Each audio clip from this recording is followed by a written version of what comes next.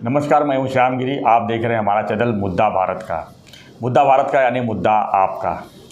आज का हमारा मुद्दा जो है महाराष्ट्र की राजनीति से ही है और हमारे साथ में स्टूडियो में है गगनभेदी के पत्रकार और संपादक अनिल थत्ते जी, और उनसे हम चर्चा करेंगे कि आज जो है उद्धव ठाकरे ने संजय राउत को इंटरव्यू दिया है और महाराष्ट्र की राजनीति के ऊपर उन्होंने काफ़ी बहस भी की है और उद्धव का जो है जैसे लगता है सब कुछ खो गया है, उसी को उन्होंने अपने नए शिव सैनिकों को कुछ संबोधन किया है।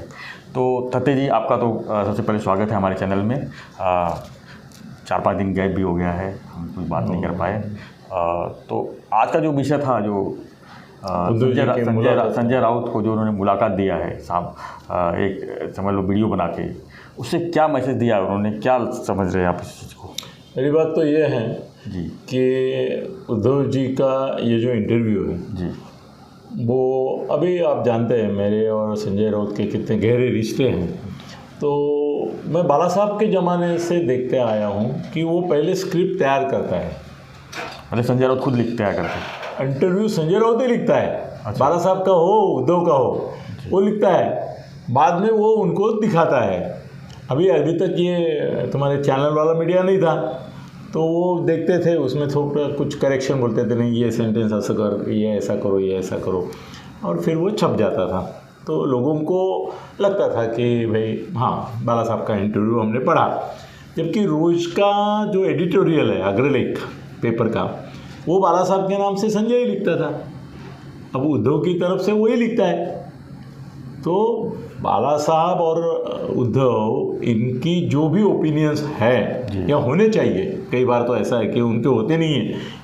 संजय डायरेक्टली लगा देता है। फिर मैंने कई बार देखा है कि बाला साहेब उसको बोलता है, अरे तू काय लिहिले, हे तू आडवाणीची करून टाकली, हे तू याची करून टाकली, त्याची करून टाकली. तो म्हणाला, साहेब ह्या लोकांना असंच ठोकलं पाहिजे तर ते तुमच्या पायाशी. बाद में वो अडवाणी वाजपेयी के ज़माने में वो आते थे अग्रलेख के बाद उनके पास, अरे ऐसा नहीं बाला साहब, ऐसा नहीं वगैरह। तो बाला साहब बहुत खुश होते थे, फिर इसको शाबाशी देते थे। पहले बोलते थे, तुमने जब छापा तो थोड़ा सा मैं आश्वस्त हो गया कि भाई बहुत ज़्यादा लिखा तुमने, और तुम्हारा अंदाज़ा सही निकला, ये पाँव छुरे आ गया मेरे। तो उनको मज़ा आता था। तो वैसे ही उद्धव की बात है। अभी कल का जो और आज का 2 दिन इंटरव्यू आया है, ये भाषा संजय की है जी, ये विचार संजय के हैं, ये मुद्दे संजय के हैं। और उसमें एक भी, अभी कैसे है ना, टीवी पे लोगों ने जो देखा और पढ़ा नहीं, सामना का सेल नहीं है इतना। और आज तो ऐसा है कि सामना का पेपर ही इतना बड़ा निकला है कि वो 5-10 रुपए में बेचना भी उनके लिए मुश्किल है जी। जितने जायरातदार है उतनी कॉपी निकाली होगी। ये रहस्य होता है वर्तमान पत्र में, जब कागज़ बढ़ता है, पेचे पन्ने बढ़ते हैं, तो कॉपियाँ कम की जाती हैं, एडवर्टाइजर्स को ही देते हैं, क्योंकि पड़ेगा नहीं ना सर। कॉपी का छपने का खर्चा होगा 200 रुपया आज का सामना का, और 5 रुपये में 3 रुपये में दे सकते हैं क्या? तो क्या करते हैं, वो एडवर्टाइजर के लिए रखते हैं, थोड़ा 1-2-5 हज़ार कॉपी इधर उधर दिखा। वैसे भी उसका सेल आजकल 10,000 से नीचे सामना का, तो वो इधर उधर थोड़ा सा रखते हैं। तो टीवी पे लोगों ने देखा, बट टीवी पे कैसा है कि थोड़ा सा 2-4 बार पढ़ लिया लिखा हुआ इंटरव्यू, तो आदमी बोल सकता है। वैसे उतने उद्धव भी ये नहीं है कि भाई पूरा का पूरा उनको रटना पड़ेगा, उनको मुद्दे मिल गए ये क्या। मगर उसमें बड़ी बात ये है कि एक भी विचार, मुद्दा, आर्गुमेंट नया नहीं है। ऐसा कौन सा मुद्दा 2 दिन में उन्होंने लोगों के सामने रखा कि जो इसके पहले उन्होंने नहीं बोला था, या तो संजय ने नहीं बोला था।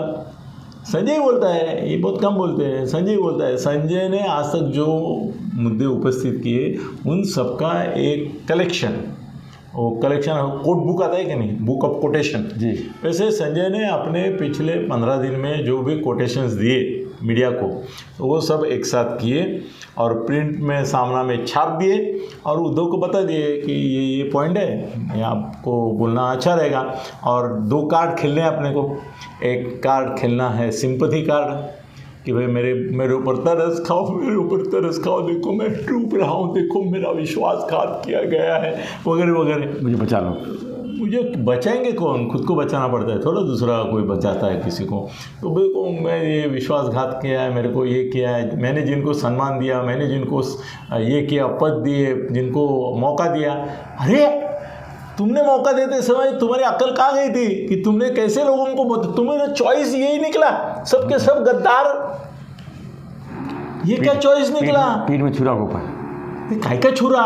तुमको आदमी की पहचान नहीं है, तुमको 50 आमदार तुम्हारे निकल जाते हैं, हाँ पता नहीं चलता। नहीं पता छोड़ो, तुम ऐसे आदमियों को टिकट दिया ना बेटा, किसको टिकट दिया तुमने? ऐसे गद्दारों को, अभी जो बोल रहा है वैसे आमदारों को टिकट देने का पाप किसने किया? तुमने किया। ये तुम्हारे लोग हैं, इनको टिकट तुमने दिया, इनको मंत्री तुमने किया। तुमको नहीं समझ में आया क्या कि इतने आदमी की पारख नहीं है तुमको कि ये आदमी गद्दार हो सकता है, ये आदमी कल हमको धोखा दे सकता है? इतना समझ में नहीं है? तुम क्या बच्चे हो दूध पीते कि भाई इसको करो, उसको करो, उसको करो?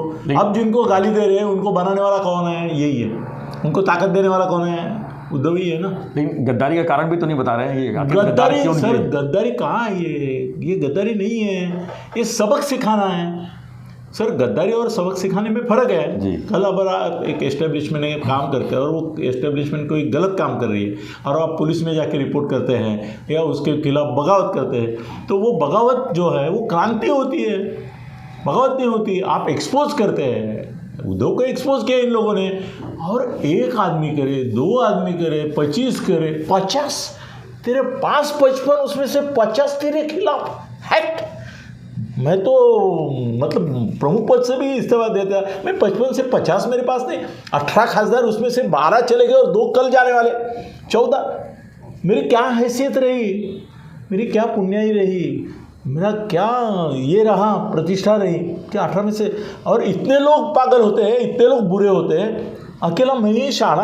अब कह रहे हैं सड़े हुए पत्ते झड़ गए, अब नए पत्ते आएंगे। पत्ते झड़ गए ये नहीं है, तेरी फांदियाँ कट गई, पत्ते नहीं है ये फांदी है। ये तुम्हारा वृक्ष जो है वो टूट रहा है, गिर रहा है। तुम क्या बोल रहे हो पत्ते गिर रहे हैं? पत्ते थे क्या? तेरी वृक्ष की शाखाएं नहीं दी है? कल तक तो तू बोलता था ये तो मेरा आधार है, ये तो मेरा ये है, वो तो मेरा मैं। मंत्रिमंडल करके तुम क्या थे? तुम्हारे पास तो कोई स्पेशल डिपार्टमेंट भी नहीं था। ये सब करने के लिए बोले थे ना तुम।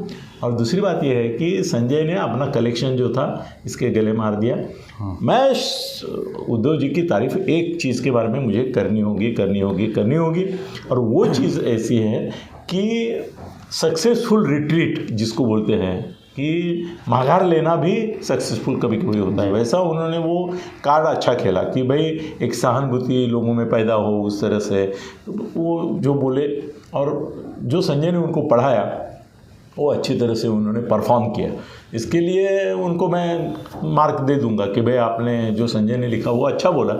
और कैसे है ना कि उनके चेहरे से लग रहा था हारा हुआ आदमी। आपकी हार ना, वो आनंद पिक्चर में है ना, वो राजेश खन्ना बोलता है किसको, अमिताभ बच्चन को, वो बोलता है मेरी मौत तुम्हारे मुंह पे मुझे दिखती है, मेरी मौत और कहीं नहीं दिखती, तुम्हारे मुंह पे देखते हो। उसकी पराभव उद्धव का उसके चेहरे पे दिख रहा था पूरा टाइम। देखो उसका वो वगैरह दूसरा जो टाइम उसका रहता है वो सब जाके ऐसा सिकुड़ के बेचारे बैठे थे, बहुत सिकुड़ के बैठे थे। संजय राउत रिलैक्स था। संजय राउत उल्टा ऐसा प्यार से उनको सवाल पूछता था, ये पूछता था और उनकी ओर इस तरह से देखता था जो मैंने पढ़ाया वो बोल रहा है कि नहीं, वो जो मैंने लिख के दिया है वो बोल रहा है कि नहीं। अगर उसमें कुछ गडबड होती थी तो वो करेक्शन भी कर रहा था। म्हणजे तुम्हाला असं म्हणायचं आहे का? मग ते म्हणायचे हो मला तसंच म्हणायचं आहे। मतलब ये इंटरव्यू असल में संजय राउत का इंटरव्यू था। वो बोलने का काम उद्धव जी ने किया और वो भी ऐसा है कि लोगों में इस इंटरव्यू कितना फ़ायदा होगा उनको? फ़ायदा तोटा होगा, इससे नुकसान होगा। लोग बोलेंगे अरे तो लड़ने से पहले हार गए। वैसे तो राजीनामा दिया जिस दिन उन्होंने मुख्यमंत्री पद का, उस दिन भी ऐसा ही लोग बोले कि भाई जाओ तो सही, सभा में विधानसभा में जाके देखो तो सही।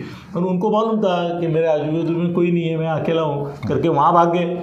अभी ये इंटरव्यू जो है उसका भी यही है हाल कि एक हारे हुए आदमी का खुद को प्रति एक क्या बोलते हैं उसको विदाई का, ये विदाई का भाषण था कि प्यारे दोस्तों, मेरे शिवसैनिकों, मैं अब माघार ले रहा हूँ, मैं मेरा पराभव स्वीकार कर चुका हूँ।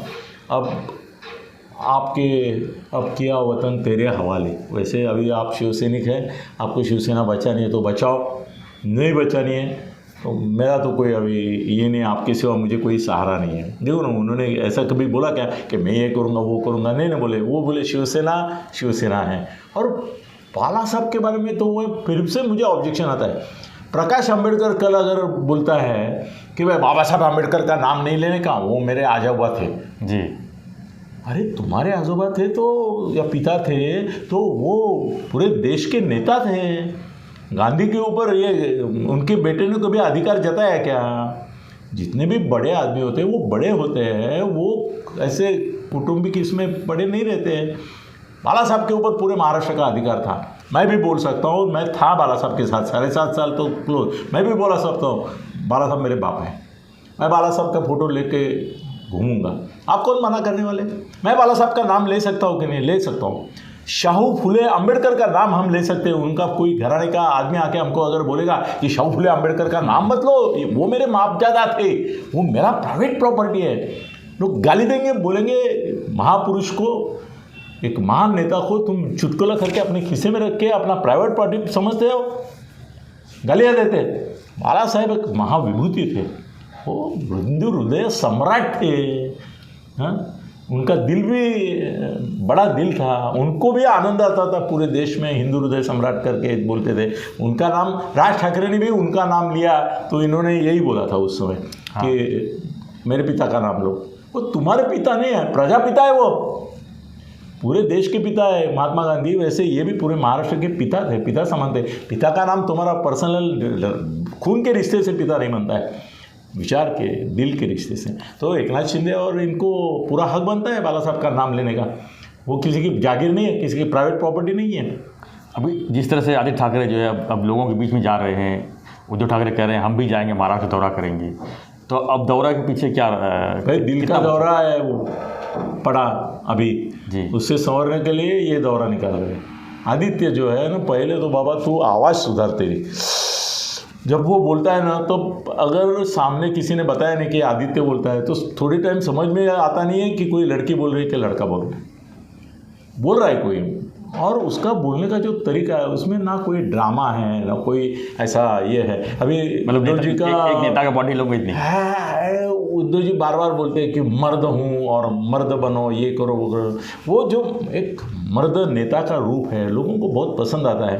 वो आदित्य खड़ा होकर बोलता है तो कैसे लगता है कि वो स्कूल में जब ड्रामा होता है ना जी, गैदरिंग में, तो ना छोटा बच्चा रहता है 6 साल का, मुँह मूछ लगा के, कोई ये चश्मा पहन के, धोतर और कुर्ता पहन के, ऐसे बड़े बड़े आदमियों का रोल करता है। ऐसे ये आदित्य मेरे को हमेशा लगता है कि वो एक बड़े आदमी का, मंत्री का रोल कर रहा है, वो बना है ऐसा लगता ही नहीं है। और अभी महाराष्ट्र में सब तुम्हारे नेता चले गए और तुम आदित्य के भरोसे रहोगे। धन्य हो उद्धव जी, आपकी मुलाकात आपको लखलाभ हो। ठीक है, संजय की करामत है। मैं संजय को एक मैसेज किया, उसका जवाब उसने दिया नहीं। मैंने बोला की आज एका बुजगावण्याला तू जिवंत केलंस। बुजगावणं माहिती है ना तुम्हाला, वो खेत में लगाते हैं ना, वो ऐसा करके मटलका लगा के पुतला। हाँ, तो मैंने उसको लिखा की एका बुजगावण्याला आज तू या मुलाखतीतून जिवंत केलं, याच्या पलीकडे काही नहीं झालं। यानी उसने मुझे जवाब नहीं दिया, नहीं तो देता है मगर इस मेरे कमेंट पे जवाब नहीं दिया। मगर महाराष्ट्र यही सोचेगा कि इसमें कुछ सर दम कहाँ होता है जहाँ पे आशा होती है। अभी ये निराशा का एक दौर इनका ऐसा चल रहा है कि वो खुद ही हताशा में है। तो मेरे को लगता है ये इंटरव्यू से कुछ होगा नहीं। ऐसे इंटरव्यू कई रोज़, संजय तो रोज़ यही बोलता है, वो और उल्टा आक्रामक एग्रेसिवली बोलता है। ये मुलाकात गलती होगी कि उद्धव ने दी, संजय को देनी चाहिए थे, ज़्यादा मज़ा आता था। धन्यवाद थत्ते जी। तो थत्ते साहब का विचार आपने सुना कि उनका कहना था कि जो इंटरव्यू आज उद्धव ठाकरे ने जो वीडियो बनाया है उसमें जो है संजय राउत का ही पूरा प्लान है, संजय राउत का ही पूरा इंटरव्यू है और संजय राउत ही अब शिवसेना को आगे ले जाने में मदद कर सकते हैं। तो आपको वीडियो हमारा कैसा लगा मैं कमेंट बॉक्स में सर इसमें 1 मिनट आपको रोकूंगा। आपने बोला कि संजय राउत ही शिवसेना को आगे ले जा सकते हैं जी। ये विधान के ऊपर मैं आपको सावधान करना चाहता हूँ कि संजय राउत शिवसेना में कितने दिन और रहेंगे, इसके बारे में मेरे मन में शक है, उसके बारे में अलग वीडियो बनाएंगे। जी बिल्कुल। तो हमारा वीडियो पसंद आया तो कमेंट बॉक्स में ज़रूर लिखिए और लाइक शेयर और सब्सक्राइब करना ना भूलें। धन्यवाद।